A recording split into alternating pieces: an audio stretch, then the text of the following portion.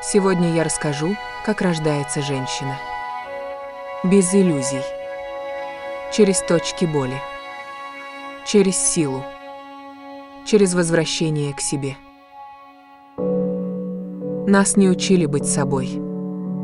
Нас учили быть красивой, удобной, молчаливой, не задавать лишних вопросов, не быть слишком чувствительной, улыбаться, когда больно, терпеть, когда страшно.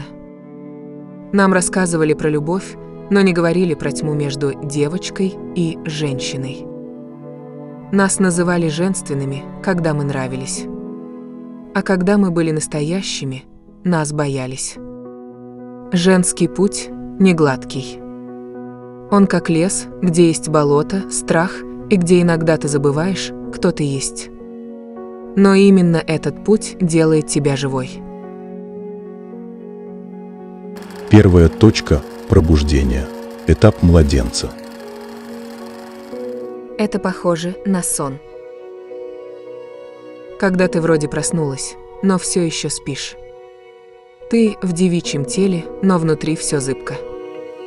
Ты ждешь, что кто-то придет и скажет: «Вот ты настоящая. Я тебя люблю.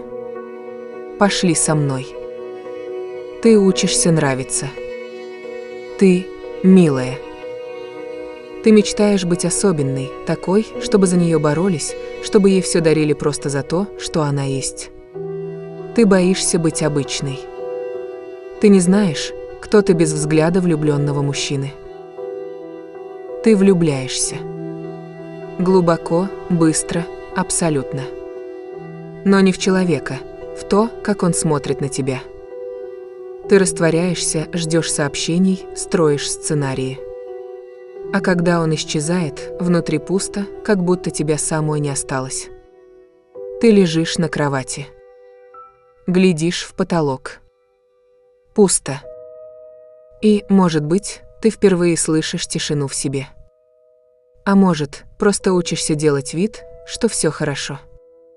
Становишься умнее. Стильнее. Привлекательнее. И все же продолжаешь ждать, что кто-то придет и скажет, кто ты есть.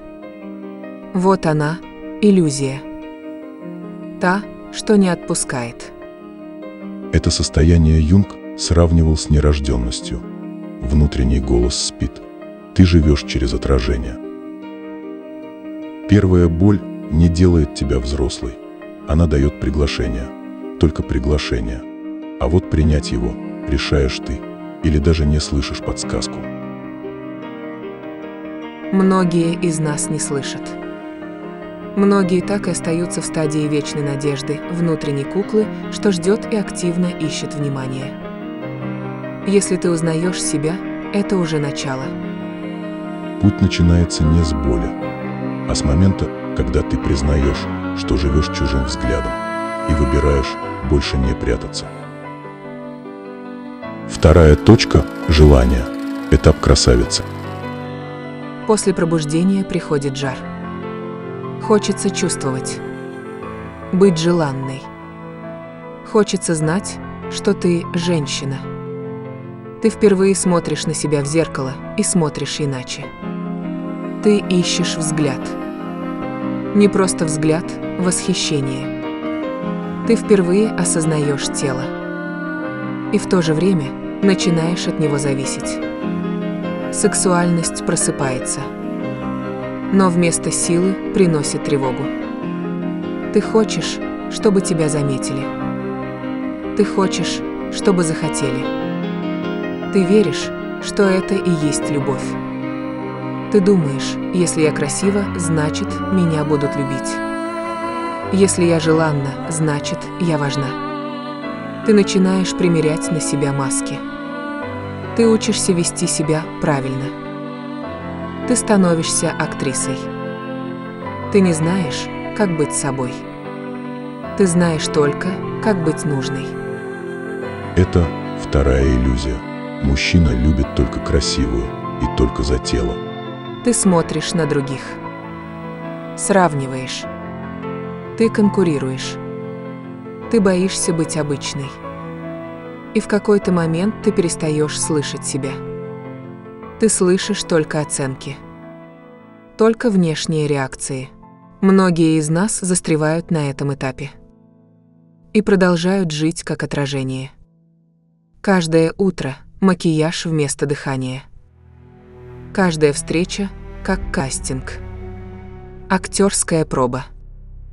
Каждая улыбка – будто билет на право быть нужной. Она может быть замужем. Или не быть. Но все равно ждет, что кто-то даст ей ценность. Она может стать вечно молодой. Прекрасной. Ухоженной. Очень желанной. Но внутри все еще боится, что без внешней привлекательности она исчезнет. Она уже не верит в принца, но все еще верит, что тело – это все, чем она может быть ценной. Она перестает чувствовать. Она учится нравиться. И чем больше нравится, тем больше теряет себя. И все же, однажды ты понимаешь, мужчина не спаситель. И тело не твоя суть. Ты возвращаешь себе тело, как пространство души. Ты перестаешь быть красавицей, которая ищет зеркало. И становишься собой, которая умеет смотреть внутрь. Но когда ты смотришь внутрь, ты видишь не только свое сияние. Не только рост, не только достижения. Ты видишь то, что прятала. То, что не вписывается в образ. То, от чего отворачивалась. Внутри не только свет. Там живут и раны. И стыд. И гнев. И зависть. То, что ты не хотела признавать. То, что другие не должны были видеть. И да, это очень больно. Это может разрушить все, что ты думала о себе. Но именно через эту боль рождается сила, которая больше не зависит от чужого взгляда. Это и есть встреча с тенью. Не финал, а только начало настоящего пути. Третья точка – забота. Этап матери. Ты уже не ищешь взглядов. Ты начинаешь видеть других. Ты даришь, потому что можешь. Ты заботишься, и от этого чувствуешь себя настоящей. Иногда это ребенок. Иногда мужчина. Иногда подруга, мать, незнакомец. Ты начинаешь жить через отдавание. Ты впервые узнаешь, можно быть сильной не через контроль, а через заботу. Ты чувствуешь, тебя становится много. Ты умеешь утешить, вдохновить, обнять, накормить, выслушать. Ты живешь не только для себя. Ты становишься целым миром для других. Но именно здесь ты можешь исчезнуть. Стать функцией. Стать обязанностью. Стать источником, который никогда не имеет права на усталость. Ты даешь, потому что не умеешь не давать. Но постепенно перестаешь быть.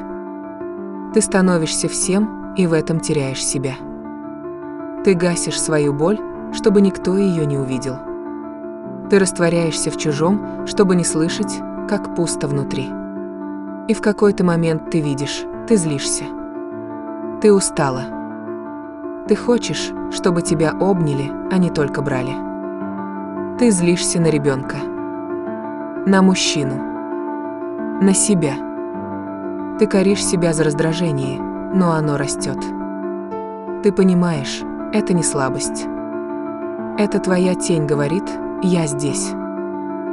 Ты носила образ святой, но внутри жила и отверженная, и злая, и раненая. Ты видишь свою агрессию, свою уязвимость, свою правду. И если ты готова, ты начинаешь слушать ее. Юнг говорил, что архетип матери – величайшая сила в душе женщины. Но если не принять ее тень, любовь становится контролем, а забота – ловушкой. Риски этой точки – жизнь, посвященная другим, с полным забвением себя. Нарастающая обида «я всем, а мне ничего». Чувство вины за личные желания. Неспособность отпустить и позволить всем быть отдельными. Да, отпустить контроль и позволить всем просто быть. Детям, мужчине, друзьям и себе. Решение в том, чтобы начать слышать себя. Понять, что любить не значит исчезать. Что забота – это не только все для других, а и быть рядом с собой. Ты возвращаешься не как эгоистка, как женщина с границами, спокойная, принявшая, настоящая. Ты начинаешь учиться говорить «нет». Ты перестаешь спасать. Ты учишься быть без долга, без роли, без оправданий. Ты не только та, кто обнимает. Ты та, кто умеет держать свои границы. Ты та, кто идет дальше. 4. точка. Встреча с тенью. Этап ведьмы. Встреча с тенью неизбежна. Когда свет рождается, тень оживает. Ты больше не хочешь быть сильной или хорошей. Ты хочешь быть настоящей. И от этого все начинает рушиться. Ты встречаешь свою тень. Это твоя злость, твоя боль, твоя усталость. Она не враг. Она ты. Карл Густав Юнг описал этот процесс очень глубоким выводом. Человек не становится просветленным, представляя фигуры света, а только делая темноту сознательной. Ты можешь все разрушить, или можешь остаться, выдержать, посмотреть, не отвернуться, пройти через отчаяние, боль и страх. Юнг писал: где твой страх, там твоя задача. И если ты шагнешь туда, ты перестаешь быть марионеткой своей боли, ты признаешь ее, и в этом твоя сила. И в этой точке есть серьезная ловушка и риски. Стать жесткой, отчужденной, перестать доверять, застрять в ощущении, что ты все поняла, но не живешь. Застывшая ведьма – это женщина, которая все поняла, но перестала жить. И если ты прошла через все это, ты начинаешь слышать себя. Решение в том, чтобы увидеть в своей тени знание, интуицию, глубину, принять и свет, и тьму. Без масок, без игр. Это не точка финала. Это точка, с которой начинается все настоящее. Женщина не рождается сразу. Она рождается в каждой боли, в каждом прозрении, в каждом шаге к себе. 5. точка. Свобода. Точка дикой женщины.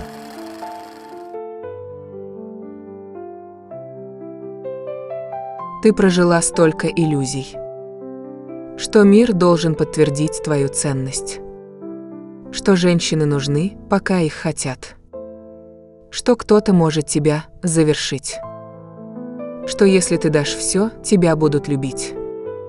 Или наоборот, что если ты перестанешь быть доброй, тебя никто любить не будет. Прожила разочарование, встретила свою тень и не отвернулась. Теперь ты не спрашиваешь, кто ты. Ты просто есть. Ты больше не играешь. Ты больше не красивая для кого-то. Не заботливая, чтобы заслужить. Не сильная, чтобы удержать. Ты просто есть. Не потому, что надо, а потому, что пришло время. Ты вспоминаешь ту, кем была до всех ролей. Ту, что знала, чувствовала еще до того, как начали говорить, какой ты должна быть. В тебе сила говорить «да» от полноты. Говорить «нет» без агрессии. Ты можешь любить, не теряя себя. Можешь быть одна и не чувствовать пустоты. Ты – хозяйка. Ты живешь не из страха, а из смысла. Ты не объясняешь, не доказываешь. Ты выбираешь быть настоящей. Ты говоришь, когда хочешь. Молчишь, когда не нужно слов. Тебе не нужно, чтобы тебя выбирали. Ты нужна себе. Клариса Пинкола Эстес, юнгианский психоаналитик, называла ее дикой женщиной. Не в смысле необузданной, а в смысле истинной, инстинктивной, врожденной.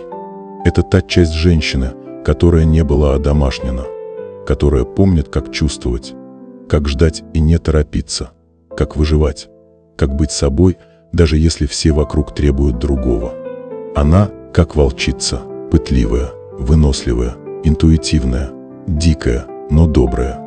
Эстес писала: «Эта часть нас была подавлена обществом, которое стремилось сделать женщин удобными, обрезанными, угодными. Но дикая женщина не умирает. Она ждет в сказках, в мифах, в древней памяти. Когда ты читаешь про Василису, про Бабу-Ягу, про Синюю Бороду, это не просто сказки, это инициации. Встреча с хищником – это встреча с собственной уязвимостью.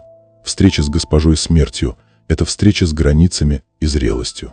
Ты перестаешь быть жертвой и рождаешься сильной, свободной, живой. Потеря связи с дикой женщиной – это потеря подлинной жизни. В мире, где все нужно доказывать, ты можешь забыть, как просто быть.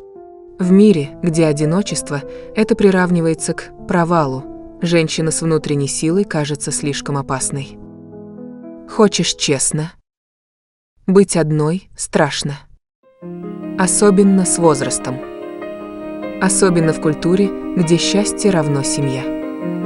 Но есть женщины, которые не сломались. Которые не выбрали компромисс. Которые живут в согласии с собой и от этого излучают силу. Это путь не от одиночества, а через него. Чтобы уже потом, если кто-то идет рядом, ты была не половинкой, а целым миром. Дикая женщина не требует аплодисментов. Она живет внутри тебя. Она ждет, когда ты перестанешь быть хорошей и, наконец, станешь живой. И если ты дошла до этого момента, ты уже не спрашиваешь, зачем. Ты знаешь, чтобы стать собой. Если тебе близко то, что звучало здесь, скажи об этом. Напиши. Отметь это сердцем. Так ты дашь сигнал другим, что они не одни. Если ты почувствовала опору или вызов, поделись. Это видео может стать началом разговора. Того самого, которого так не хватает в повседневности. Это был живой путь. Путь через точки боли к точкам силы. Не для всех, но, возможно, для тебя. Не забудь, ты не одна. Мы вместе идем. Только каждый своим шагом.